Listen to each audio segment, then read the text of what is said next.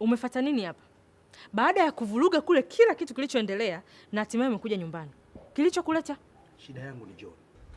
Nataka kuongea naye. Tafadhali, naomba uniitie. Baba, samahani sana na kuheshimu. Hapa hakuna cha John wala nani.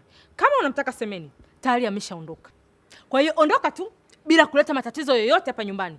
Na iwe mwanzo na mwisho ukanyaga ndani ya nyumba hii au nje ya hili geti.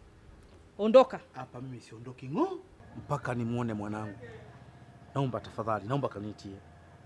Nimemfuata John, damu yangu, mwanangu. Na kuomba kaniitie. Wewe mzee vipi wewe? Mbona kinganga sana? Sasa kaa hapa, afu tuone kama John utampata. John.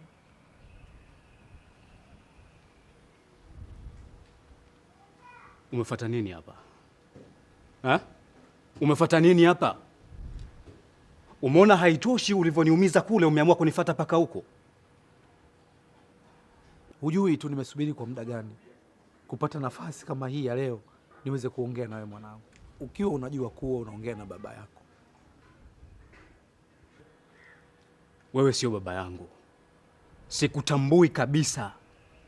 Mzee, na leo iwe mwanzo na mwisho wewe kuja hapa kunitafuta mimi kama mwanao. No, John. Mimi ni baba yako. Damu yangu inazunguka kwenye mishipa yako. Najua ni ngumu kukubali ukweli, lakini huu ndio ukweli wenyewe. Mimi ni baba yako. Kama ningekuwa na uwezo wa kuitoa hii damu yako inayozunguka katika mwili wangu, basi ningeshafanya hivyo. Lakini kwa sababu haiwezekani, kamwe hautakuja kunilazimisha mimi kuwa mwanao. Baba yangu atabaki kuwa Tanu siku zote za maisha yangu mpaka naingia kaburini. Nitalibeba jina la John Tanu Tesha na sio mtu mwingine yoyote yule.